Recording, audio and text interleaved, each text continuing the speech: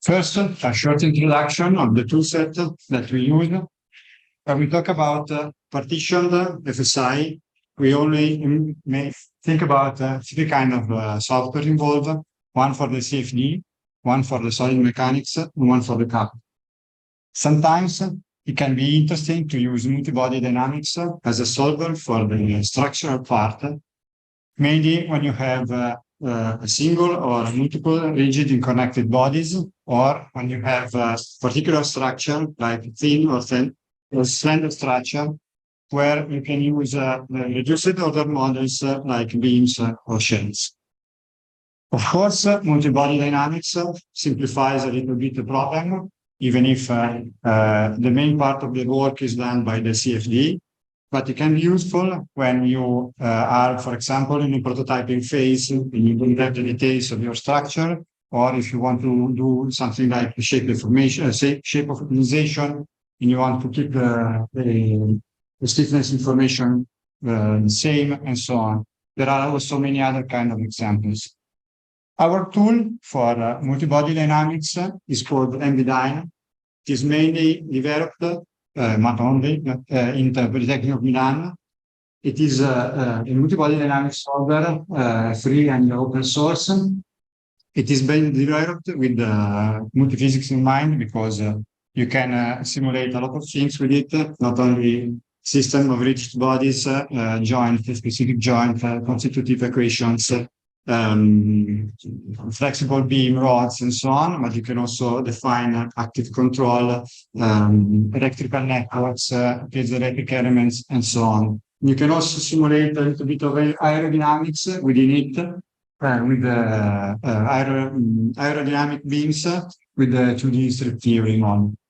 But on the other side, MBDYN has also been developed with the idea of developing multiphysics interconnected with other software components in two ways, because you can steer the simulation of the MBDYN from outside. So you connect to an MBDYN simulation and steer it by selecting the time step, advancing or repeating calculations, and also by exchanging information with other softwares. In particular, you can imagine something connecting the MBDYN nodes. The degrees of freedom in MBDYN are called nodes, and you can connect them to, for example, other software to exchange forces in displacement. With this, in the past few years, I've developed a so-called adapter from MBDYN to PRECICE. PRECICE is a coupling library which allows you to connect single physics solvers in a, let's call it, in a black box way, in the sense that you don't need to know much about the solvers, provided that you can give and get information from the interface. And it works in a partitioned way, so that you can use single physics solvers to do every kind of couple simulation that you want, not only FSI, but also other examples.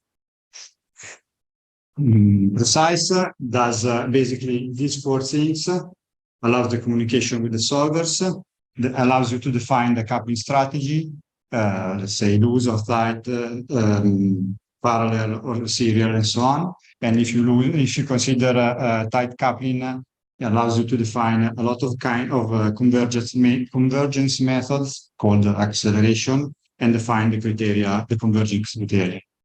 Finally, but not less important, allows you to define a mapping between two different interfaces.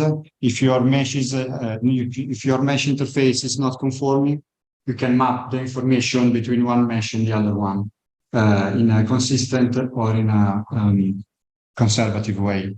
So the scheme of our application and our coupling is shown here on the right. We have, in the past, we have validated this kind of setup with different cases. For example, the well-known Turek and Fron test case, also compared with some commercial software and so on. In our quest to find applications, validations, and so on for our setup, we are started considering a test case, an experimental benchmark, which I'm going to describe now. This is the test case presented in this article. It is composed by an AK0012 wing composed of 0.1 meters chord and 0.3 meters span in a water tunnel with the range of fluid velocity ranging from 0.1 to 0.3 meter per second, giving a range of Reynolds number from 10 to the 4 to 3 times 10 to the 4. And put the root of this wing is put into motion with the sinusoidal motion with different frequency. The idea of this kind of experiment is to analyze how flexibility of the wing affects let's say the thrust coefficient and the thrust efficiency. For this reason, many kind of different sections are analyzed. The first one is considered completely rigid because of the 8 millimeter steel rods. The other two are the ones that we considered. The first one is composed by core of 1 millimeter steel, and the other one is similar, but the core is an aluminum. The rest of the wing is composed by PDMS. And the study presents a lot of data that we used for comparison and validation, in particular geometrical data of the flapping, so the ratio between the tip amplitude and the root amplitude, phase lag, but also mean thrust coefficient, mean power coefficient, and at the end, the computation of the propulsive efficiency. We tried to describe this kind of experiments with our setup. So we tried to represent this kind of experiment. The first thing that we need to do is to go from the description of the wing to a multi-body dynamics model. We used beams for our case, and we need to go from the description of the section to the section properties that we need to use to feed MBDYN. In particular, two things: the stiffness and the mass properties. The stiffness for MBDYN is a 6x6 matrix. Its general representation is shown here. And it allows you to go from the generalized stresses to the generalized forces within the beam. And on the other side, for the mass, you need to know the position of the center of mass and the inertial matrix. In our case, for this case, for example, we decided to consider the stiffness only given by the metal part, discarding the PDMS, which allows us to define manually this kind of matrix because it's diagonal. You can compute it by hand. But for other cases, we have developed tools to go from the description of this of a section done by, for example, a 3D FEM solver, and which allows us to give us as an output the information of the stiffness matrix and the matrix properties. The second step is the point that the mesh given by in MBDYN is represented by, in this case, by a set of nodes and a set of beam elements, but the interface is something represented on the right. We need to map this kind of information because the two meshes are completely non-conforming. Before the simulation in MBDYN, you can define a mapping matrix called X here, called H here, which allows you to pass from the generalized displacement of the nodes, so the 3D displacement and the rotations of the nodes. The rotation is really important when you have high displacement or high deformations, to the displacement on the interface. If you apply, and we compute this by using a so-called moving least square method presented from my colleagues some time ago. And it's basically based on the ideal basis function computations. If you apply virtual work principle, you say that the virtual work done by the forces at the interface must be the same as the work done, the virtual work done by the generalized forces at the node. You find out that the same matrix can be used to compute the nodes. Transpose matrix can be used to compute the force applied to the nodes by having the forces computed by the interface. As to the two words about the fluid setup, we use OpenFOAM for cover setup. We try to find the best mesh resolution for our model from 700K to 1.3 million is the range that we considered. A couple of words maybe in a couple of slides. The Reynolds numbers allows us to give to compute it. Compute this kind of simulation like laminar flow.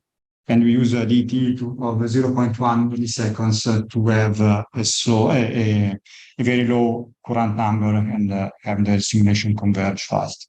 As to the coupling, we use tight coupling. This is necessary because if you see the mass ratio, in this case, let's say the ratio of the densities between the fluid and the solids is close to 1 because the PDMS is around 0.9, something like this.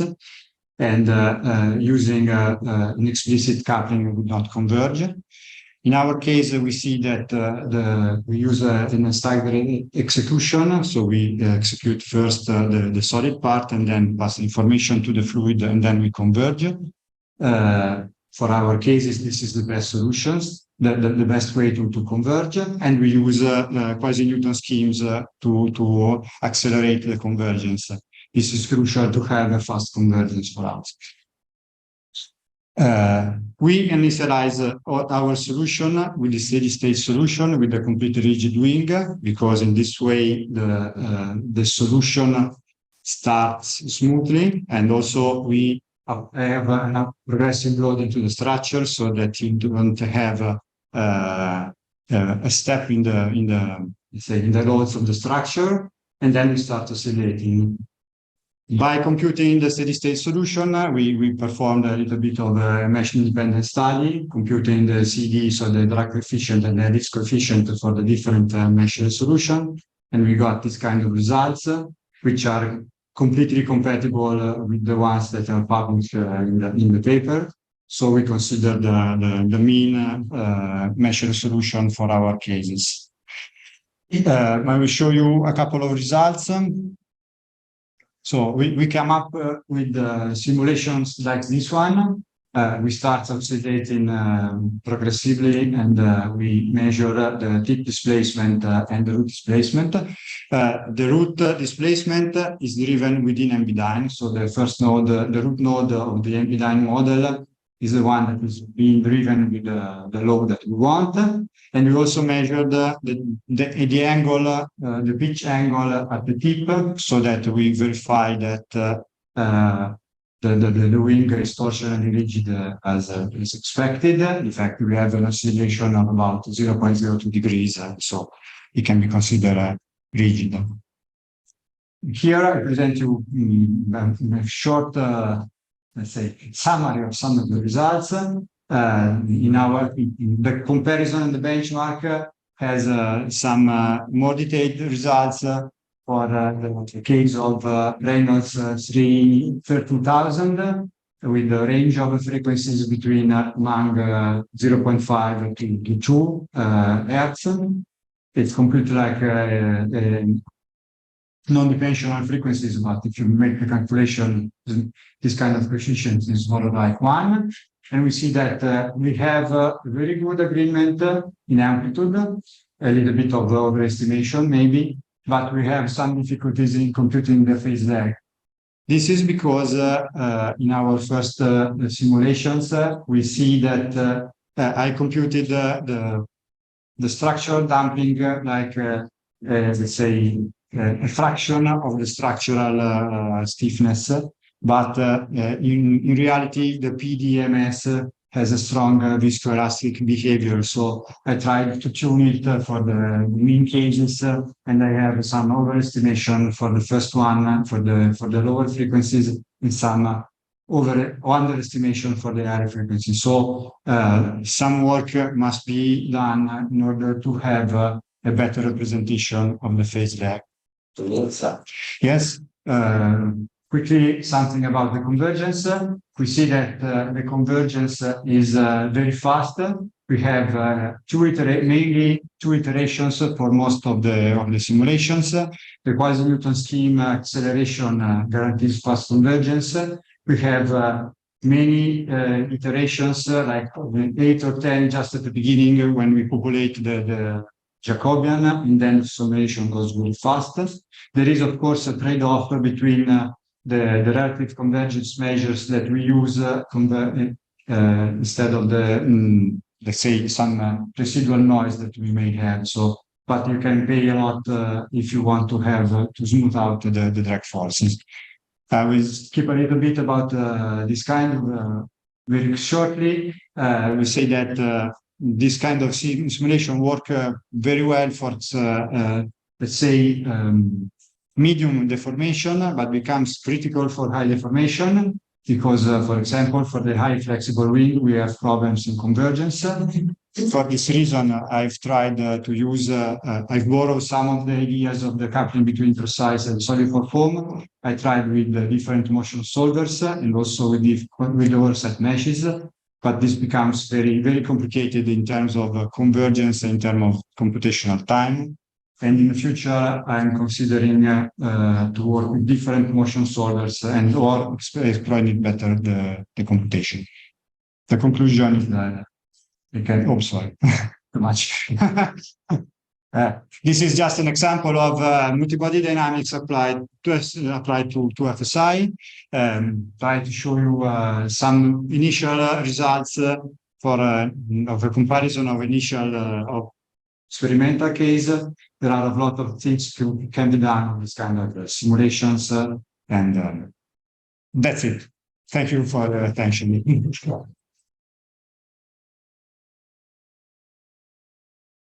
Is there any question from the audience? Anything you would like to know? Too shy today?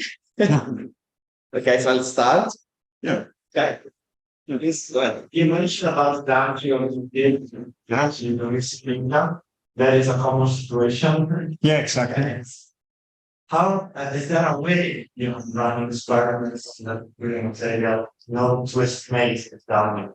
Yeah, as you told, it's very difficult in some cases, and for this particular case, at the moment I don't have a strategy to use to give information. Also because it's quite difficult to find, let's say, data to use, and so the tuning it must be done also with some experimentation. And we have a lot of different kind of let's say constitutive laws that you can use, but there are the more complex the law, the more parameters you have to tune, and it's quite difficult to find a good solution. So Yeah. Okay. Any other question? Please stay for one more. And just one, you quantify costs of the simulation. So how much the cost for the fluid part, how much the cost for the interface part, how much the cost for for sure, the cost of the let's say the fluid part is the most important. The cost of for this kind of simulation, the cost of the structural part is I think less than 1%. Because you have, let's say, 10 nodes, you have maybe 60 degrees of freedom plus some Lagrangian multipliers. It's very, very fast. And also on the part of the, let's say, on part of the mapping, the most costly, let's say, the most costly part in the two in the exchange is the mapping probably, and also the coupling is quite fast and it's not heavy. Very good. So thank you. Okay, let's move on. Next speaker is again from Polytechnic of Milan, Mattia Pelosin. He will talk us about orthogonal cutting with spray. Thank you. So good morning, everybody. Okay. Before to begin, I would like to give a brief introduction. So this work is developed in the context of a joint PhD between the mechanical and the energy department of Polytechnic. The goal is to mix the knowledge between study innovative cutting technologies. In particular, we want to exploit the knowledge in 3D NAMs from the internal combustion engine group with the one in machine technologies from the mechanical department. The research in the machine field is mainly focused on the cutting fluid. The cutting fluid is used to cool down the process and to lubricate the workpiece.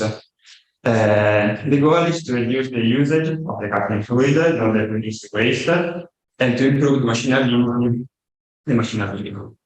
I focused on precision machining. Precision machining employs precision fluids like Xihang Xu. Another example is MQL, called minimum point lubrication, where we have a very automatic spray of oil. From the numerical point of view, the cutting world is dominated by time simulation. Time simulations are extremely accurate to predict the forces, the stresses, and the geometry of the chip. They are flexible because they are 3D simulations. The drawback is that they are extremely complex and expensive from a computational point of view, because the problem is complex. The thermal problem, the plastic deformation, the chip, the formation of the mesh, etc. And also, it's difficult to integrate the effect of the cooling area. It's normally made by the use of a transfer coefficient on the boundary of the surface, but this approach is not accurate enough to distinguish between different cooling media, for example, the natural and SO2. And so, how can we study innovative approach if we are not able to simulate the cooling media? So, here I come, and my goal is to fill this gap with an interdisciplinary approach. To start, I look at the problem and decompose it. So, cutting process is first a problem of side mechanics, fast animation, side makers, etc. We have the formation of heat, because we have the dissipation of plastic energy, heat. This is transferred to the air and to the fluid. It's a spray impingement problem, and the flow of the metal can also be seen as a flow problem, under some assumption that I will describe later. CFD is suitable to treat a lot of this problem. So we have the conjugate transfer approach for transfer. The Lagrange library is well known to study the spray for dynamics CFD. What we miss is the modeling of the solid path. The approach that the other side can follow is to model this part relying on 0D models that were there in the past to study the cutting process. Before to enter in detail, this is the workflow of the simulation topology. So starting from the cutting parameter, which are the feed rate, cutting, the velocity of the cutting, etc. The 0D models are able to provide indication regards the geometry of the chip, the forces of the process. Thanks to this information, we can run a simulation to derive the flow of the chip, and then run 16 simulations. Regarding 0D models, they were developed mainly before the fabric in the field, and they're based on the slip line theory. I won't enter in detail because they are of the context of this workshop, but what's is important to know is that they are accurate and they're able to prescribe only from the material properties, the inputs, the information regarding the forces and the geometry of the chip. Let's focus a little on how the heat is generated, the current process. So the deformation takes place in two regions, named the primary shear region and secondary shear regions. And the intensity of the heat is proportional to the power usage in the process. In the safety model, the heat is considered as a source term for the temperature equation. Once the zero-D model prescribes the geometry of the chip, in the context of continuous cutting, which can be, for example, turning, the chip can be seen as the cutting can be seen as a steady state because close to the cutting edge, the geometry is steady. We don't have change the geometry with time. This helps us because we can consider this problem with a steady mesh in an Taylor approach. The flow of the metal is well modeled with the use of a non-Newtonian model of the viscosity, in particular a viscoplastic model, a rigidity viscoplastic model. In this case, the viscosity is inversely proportional to the second invariant of strain extensor. The effect is that, looking at the picture, where we don't have the deformation, the viscosity is extremely high, so the flow behaves like a rigid body. Where there is deformation, we have a drop in the viscosity that allows to turn the flow. Another thing is that since the thermal aspect, the flow field is independent from the thermal aspect, we consider the simulation a closed flow approach. So before we run the simulation to prescribe the velocity and then thermal separation. So now we have the description of the flow and of the forces and the involved in the phenomena. So we can run the global simulation. This simulation is made by three regions: two solid region, the workpiece and the tool, which is change it, and a higher region where we have the evolution of the spray, which impact on the solid region. Let's focus later on the spray, in particular on cryogenic spray. Cryogenic spray are complex because they are flash volume spray. It means that the environment pressure is below the saturation pressure of the liquid. It implies that they have the nucleation of bubbles, vapor bubbles inside droplets, which collapse, leading to a drastic atomization. A model is implemented in our library developed by Francesco Dronio for this kind of spray. For what regards the impingement, when the droplets impact on the wall, this condition is characterized by the Leidenfrost interaction because the temperature of the wall is above the separation temperature of the liquid. It implies that we don't have the formation of a liquid wall film on the surface, but the droplets tend to develop the better state of the wall. To quantify the heat exchange by a single droplet, there are models used one by them. To thermally couple the different regions,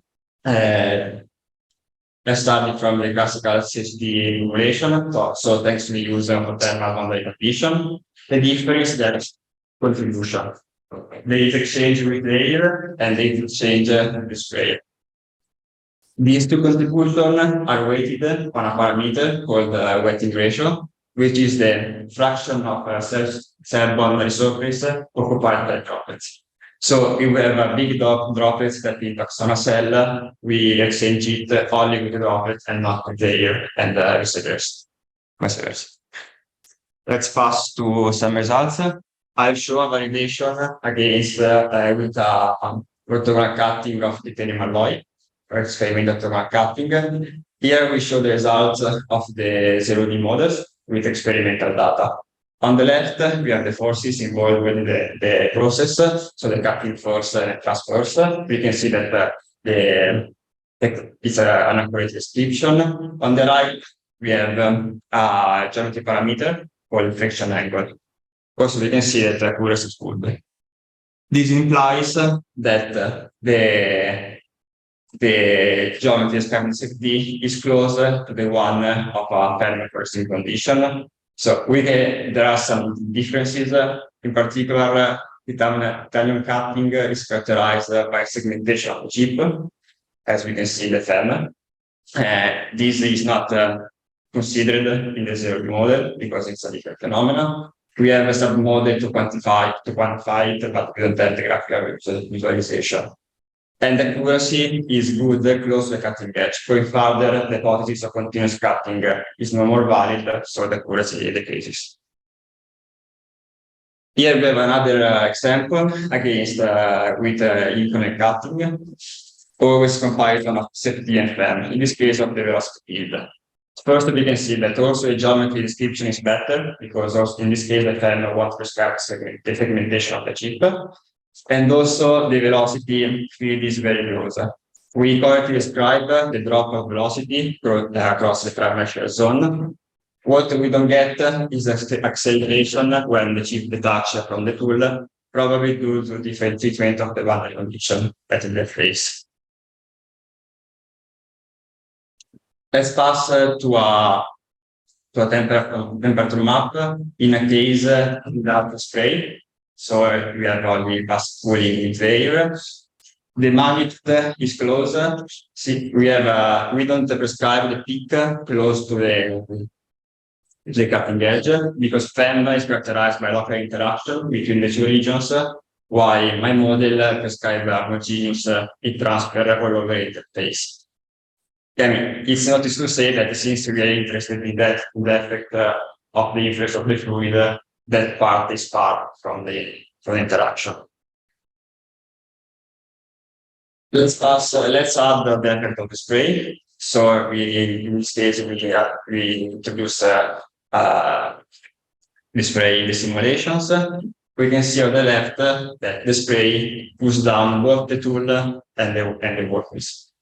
To understand if the quantification of the cooldown is correct, here we have validation of the magnitude of the transfer of the spray against an experimental data. It's worth to notice that the homogeneity of the transfer is very limited on the picture on the left. So the approach that is normally used in FEM to consider a constant transfer over the surface is not accurate. To conclude, let's focus a little on the spray by itself.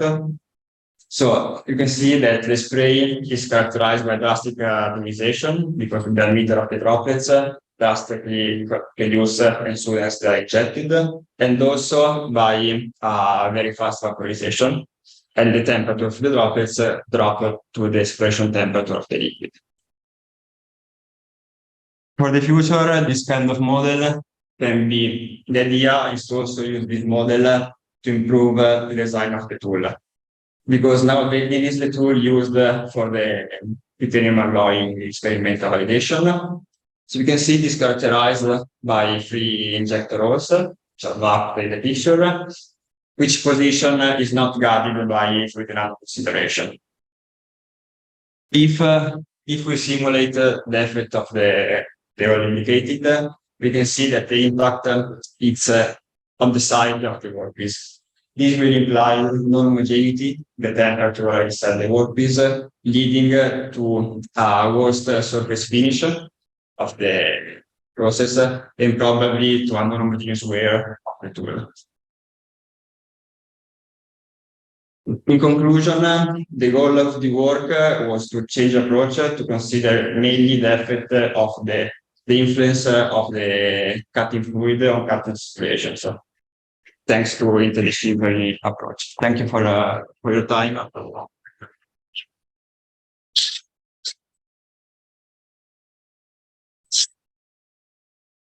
you very much. Any question? We have quite a lot of space for those.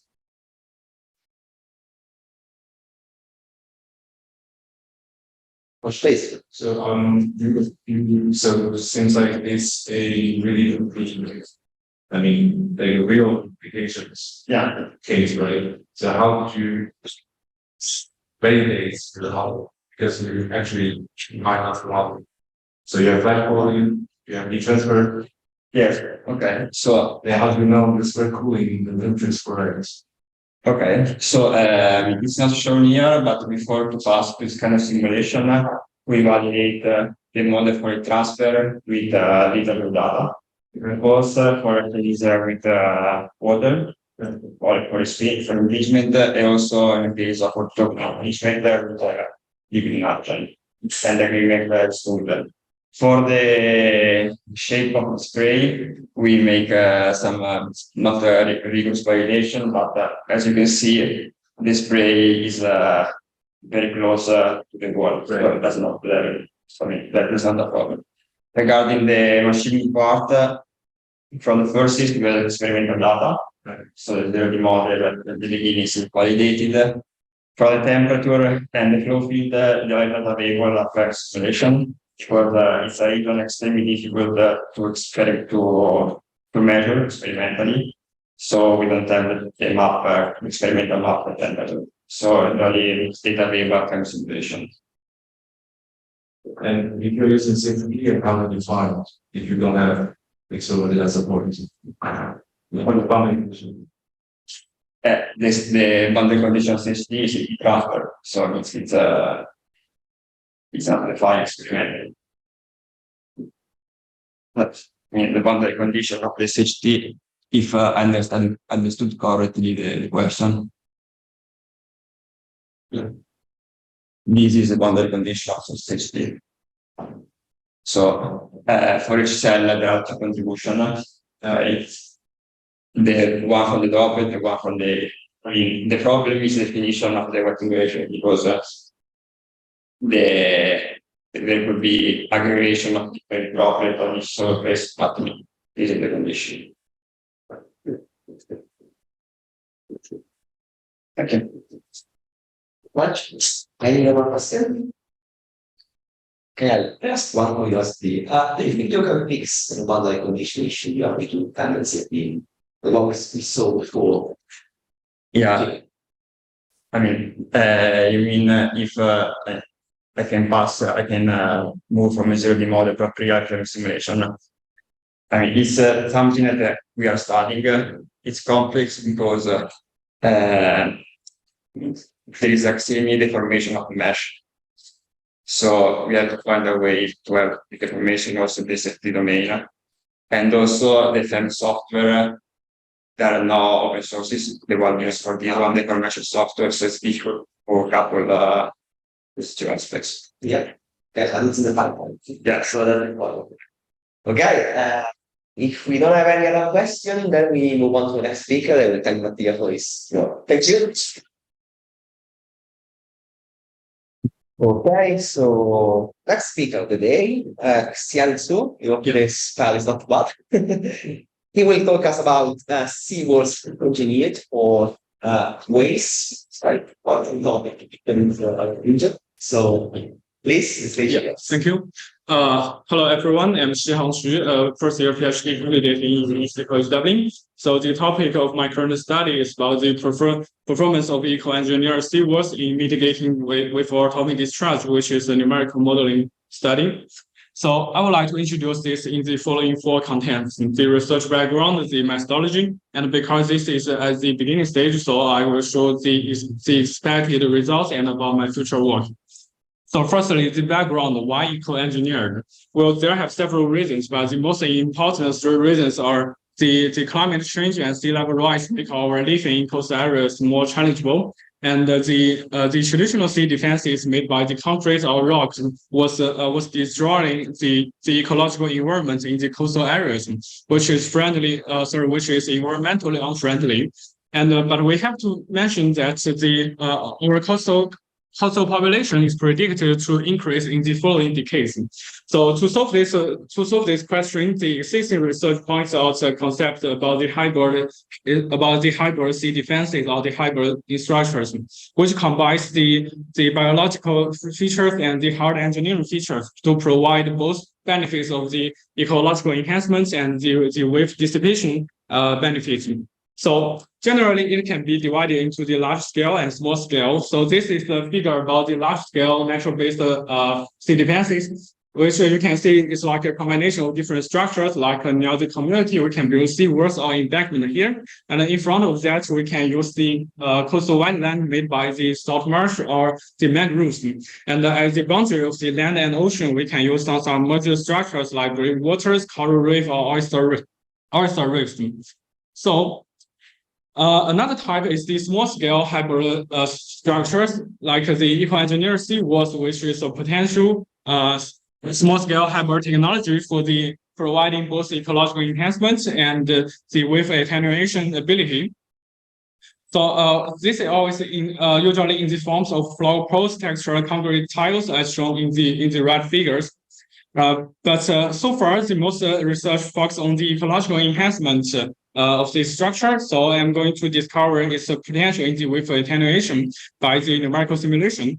But in this study, the interventions will be simplified as the drilled holes and protrusions with the different surface elements, densities, and lengths.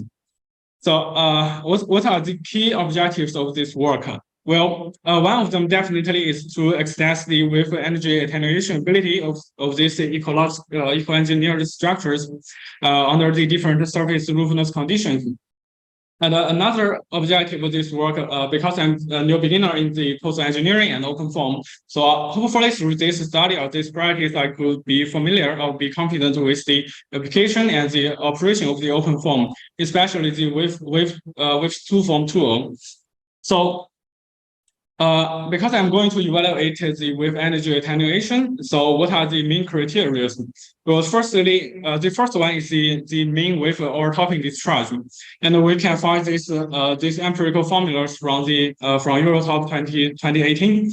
It depends on the different wave conditions, like the non-impulsive conditions and impulsive conditions.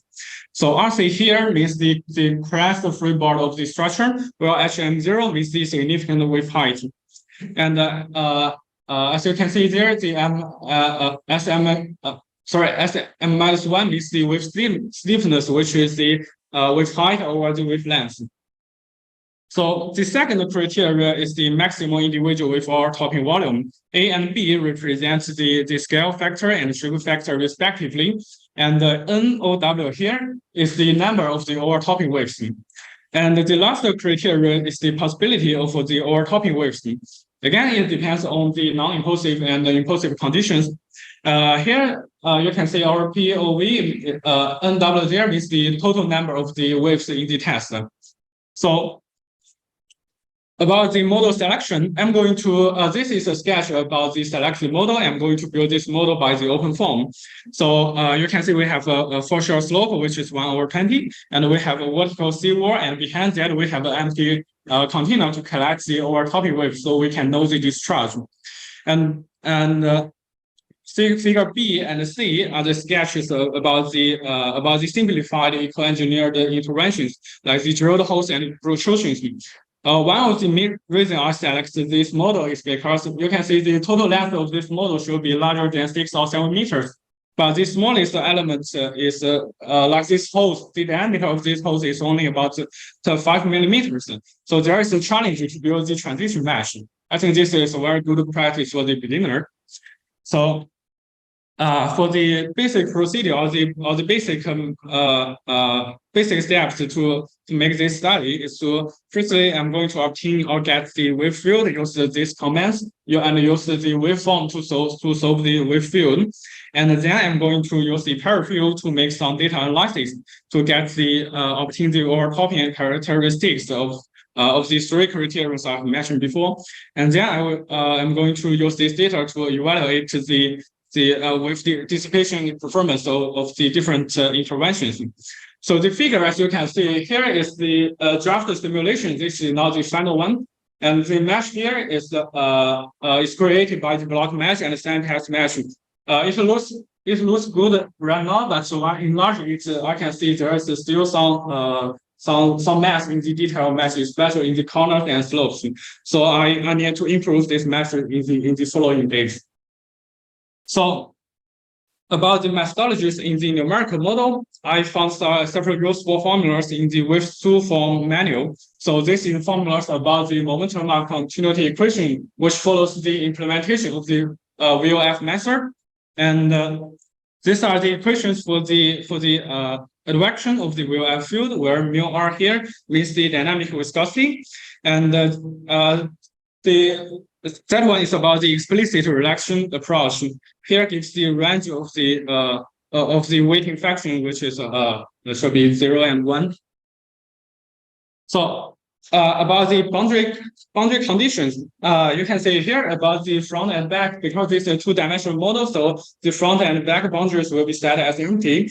At the beginning, I tried to develop the three-dimensional model, but I found it might be a little bit hard for the beginner, so I changed it as two-dimensional. Yeah. So, but in my experience, I found that if we set the boundary conditions as empty before we created the SnapX mesh, there will be some errors. So after creating the mesh by Snappy, I used the change dictionary command to change the boundary type from wall to empty, and then do the waveform command. Yeah, so you can see about the boundary here. We have inlight at the left where we create waves, and so right now there is the outlight in the right part, but finally it will be changed. Right now it's a patch, but finally it will be changed as wall, because we need the right part to work as a continuum, collect the overtopping waves. So, because this study is focused on the different surface variations, so it depends on the different interventions like drill holes and protrusions and different densities and lengths of these protrusions. We have several numerical configurations, and in here the plane surface, which is 1A, will be work as the reference model. So, because I haven't finished it yet, so I just show my expected results. Well, this numerical study will validate that the increase in the surface roughness could contribute to the reduction of the wave energy by the three main criteria. And it should be pointed out that the protrusion interventions performs better than the drilled holes in the reducing wave energy. And the wave attenuation ability of the surface roughness will be more obvious during the impulsive wave conditions rather than the non-impulsive. So that's the expected results.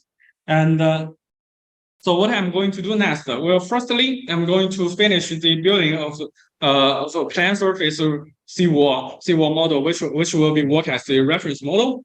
And I'm going to validate this first, mainly by the existing experimental study results and by the empirical formulas. So the figure 4 here shows an existing experimental study in University of Warwick, UK.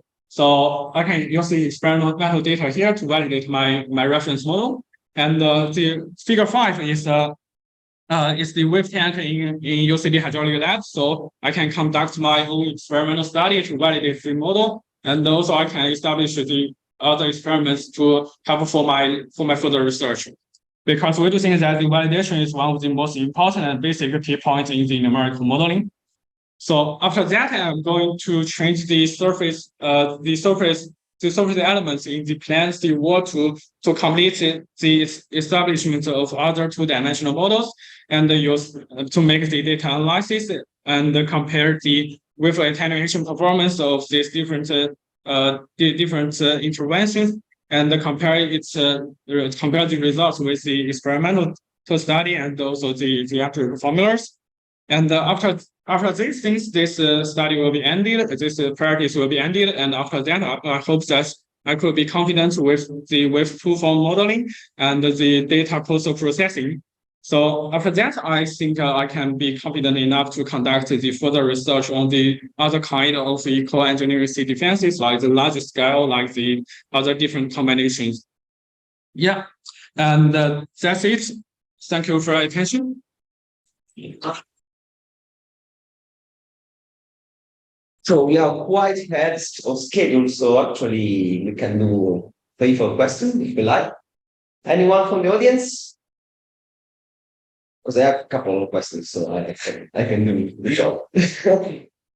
So first question, which kind of volume of fluids are you using? Because in OpenFOAM we have a couple of lists. You mean the version also? Yeah, I mean, yeah, the version of perfume we have one with fluids. We have the standard one, which is called the Muse, which is the one everyone uses. And then we have another one, which is quite new, which is called Isofactor. And the guy is in the components. I asked him this because in your problem, it looks like the sugar interface looks very important to understand how the overall topic is. Yeah. And the second one is quite good starting interface. So it was just good to know if you're using that one or you're using the standard one. I think I'm just using the start. Standard. Yeah. The start. Or maybe you never looked at the other one, which is called Isofactor, which is geometric. So your interface will be way more sharp. Yeah. That might be very useful. Yeah. Thank you very much. The conference maybe you can also speak about this kind of stuff. So it's Okay. interesting for you. Yeah, brilliant. Second question, is about balance. You're planning to employ because when you working phase and the office model we had, still on development, continuous development, and the content line as well. Might be important in the problem. So maybe can you comment on this? I'm planning to do something cloud studies, not align the documents, models, to understand better how this impacts your overall topic. Sorry, I'm not getting exactly. Yeah, just for you to know if you're planning to consider documents model in your research, to understand better how the impact of those models on the overall topic. Because since you're doing eco-friendly, let's say, SEAWALLS, this looks important for you, but we're just curious to know what's the plan about this. So for the ecological enhancement part, there has been several researches. Okay. And so for this part, I'm really focused on the wave dissipations, and we want to compare the the most sequels for right now is planned. So when people focus on the ecological enhancement, they do some surface variations. So we want to compare with the plan one to see that with these variations, what will be is there have any trend for the wave dissipation like that, and what are the best structures for the wave dissipation. So that's why we developed several different configurations about the length and densities like that. Very interesting. Thank you very much. Thank you. Any other question? Curiosity about this work? Nobody? Okay, so thank you very much Thank you. for your work and presentation. Thank you.